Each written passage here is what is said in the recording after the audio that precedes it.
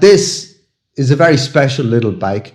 Now, it's a Vespa Sportique 1964, but as you can see, it's been modded up and very tastefully done with period accessories on it. Some of the accessories on this are original, but they're very rare, very sought after. So this is a Nanucci front rack and Cuppini double leg shield trim. It's got chrome panels front. Mudguard is also chrome, and it's not cheap chrome. This is chrome by a chroming company, I believe to be London Chroming. So it's good quality chrome that actually lasts. Very unique rear carrier, I believe, is Ulma. Same with the rear crash bars. These are beautiful.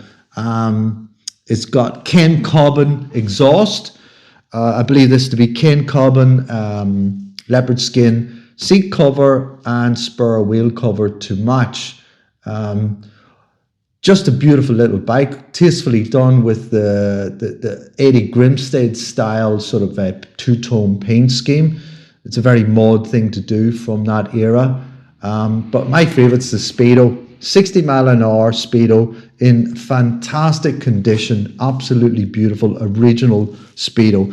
And it's not just an ornament, it has been restored, but the engine rebuilt with 12 volt